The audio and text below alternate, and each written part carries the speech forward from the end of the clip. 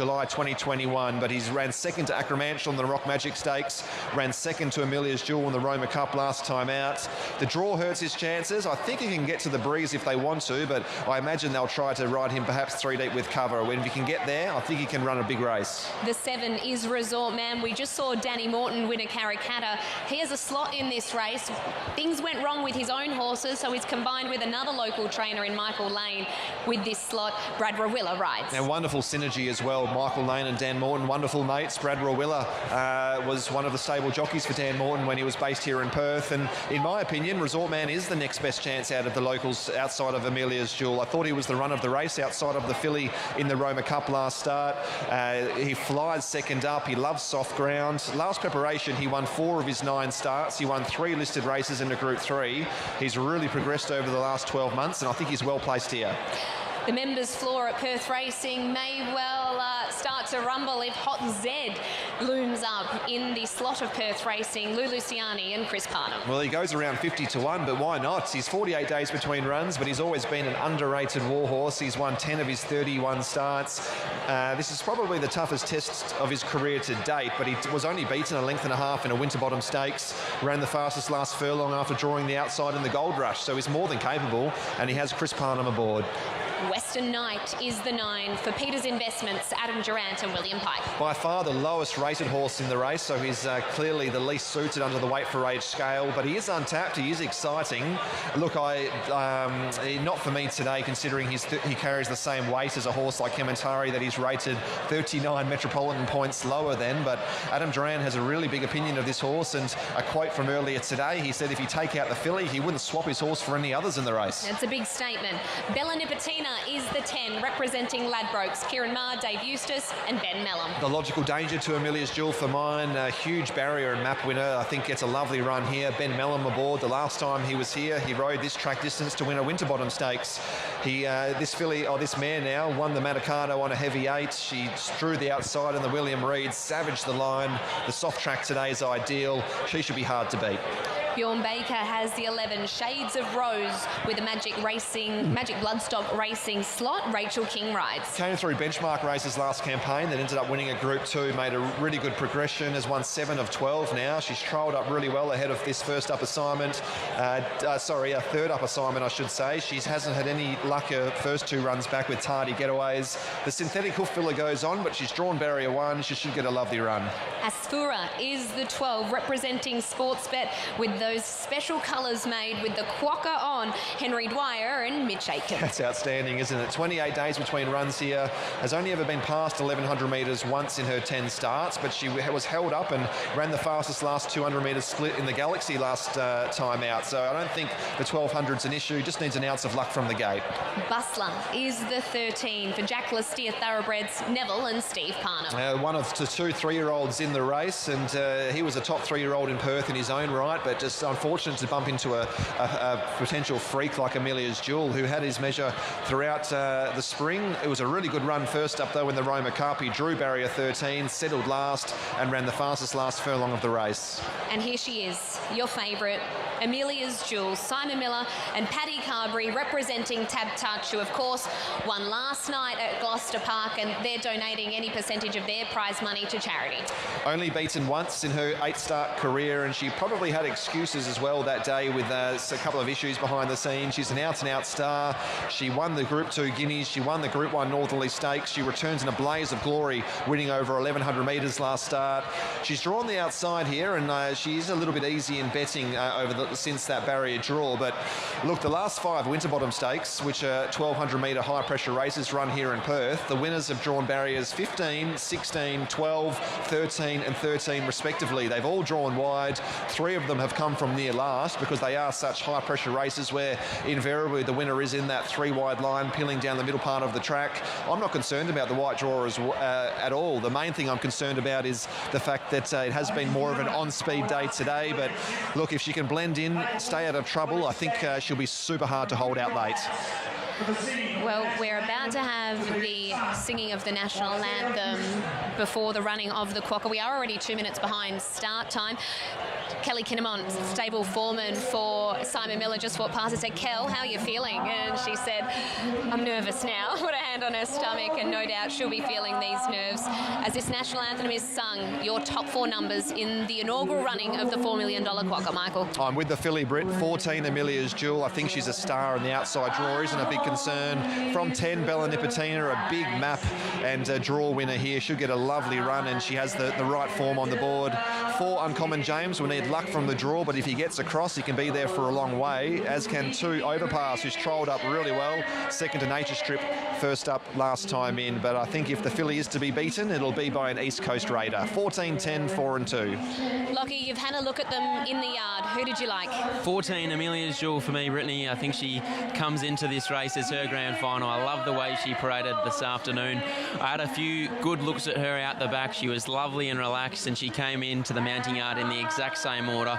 Wouldn't have turned her hair in the mounting yard. She just is such a charismatic filly. She's not overly big, but that's just her. We already know she has a motor, and I think we'll see that today.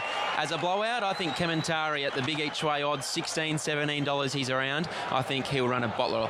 All right, so Lockie there with Amelia's Jewel is his pick of the yard, but Kementari also catching the eye if you're looking at something at a bigger quote. Michael with the filly as well.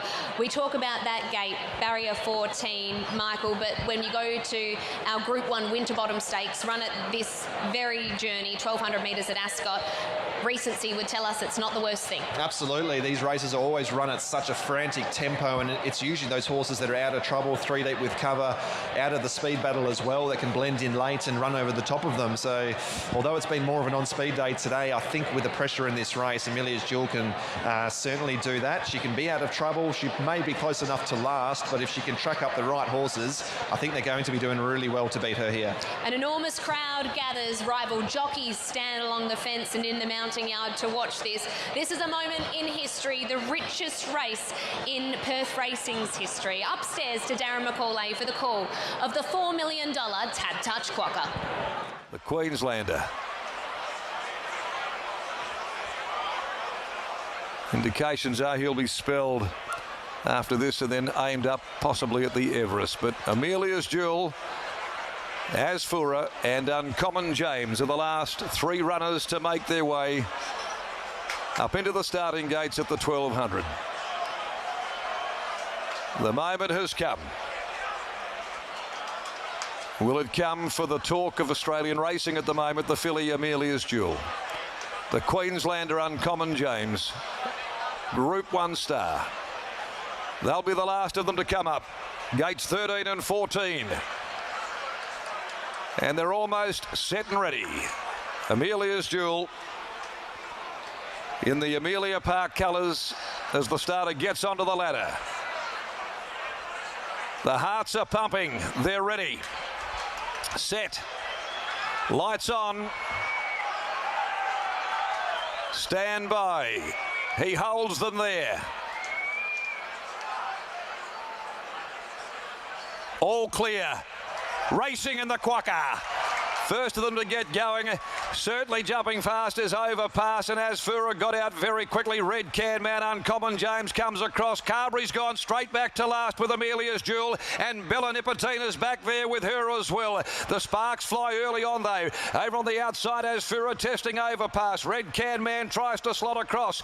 Getting up on the inside next of all is Shades of Rose, running about 4th, followed by Uncommon James 3 deep from Massimo. Hot Zed, Tricks of the Trade, a length away Resort Man. Kementari pushing up for Oliver down near the inside, then Bustler. Followed further back Western Knight. Bella Nipotina strung up near the rail, and Carberry's back last of all with Amelia's Jewel spotting the leader. 7 or 8 lengths, 400 left to go. Straightening up now in the QUOKKA. Overpass. Asfura going toe to toe. They're giving each other the big eyeball. Red Can Man joined them both though. A length and a half. Uncommon James letting down. Where's Amelia's Jewel? Back in the field but running on strongly. Asfura, Overpass, Red Can Man. 100 left to go. Overpass Asfura Amelia's Jewel coming. She's coming at the rate of knots. Overpass. Amelia's Jewel. She lunged. Did she get there? I don't know. She came like a train. Amelia's Jewel got to overpass in the shadows. A photo here in the QUOKKA. Behind them, close up. Hot Zed's there. Also Bustler. Bella Nipotina. Then came behind them Shades of Rose, Massimo, Resort Man, and also as Fura Kementari, Uncommon James, Tricks of the Trade, Western Knight. Overpass, Amelia's Jewel. We wait. Overpass has won it. Overpass. Ridden by Josh Parr, has held on to win by a short half head. Number 2, Overpass, has won from Amelia's Jewel, 10 Bella Nipotina, and 4th is number 12 Asfura. What a result for the slot holders, Ram Racing.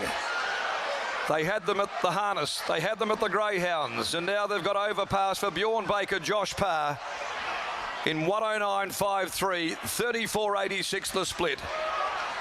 Overpass, fired on speed, fresh, wonderful training performance by Bjorn Baker and ridden by Josh Parr, the Vancouver 4-year-old from Walkway, has held on by a breath from this mighty filly Amelia's Jewel, who came from last of 14 and has gone within inches of claiming a remarkable victory. But it's the Sydney 4-year-old Overpass who wins the first edition of this $4 million race. Amelia's Jewel, Patrick Carberry, for only the second time in her career, suffers a defeat. And Bella Nipotina, who is back with her Ben Millam by Pride of Dubai from Bella Vafana for Kieran David Eustace, has finished third. 2, 14 and 10. 2, 14 and 10 will be your numbers. Win number 6 at start, number 21 for Overpass, and what a win it was. Riding the tough speed there, Amelia's Jewel. Wow, what a performance. In for second, the 3-year-old filly. More than living up to expectations, but misses by a pimple. $1.70 Amelia's Jewel's runs second. Bella Nipotina $1.80 runs third. The mare as well. 2, 14 and 10. Bjorn Baker presents the 4-year-old Overpass first up in Perth, and he scores the inaugural running of the $4 million QUOKKA.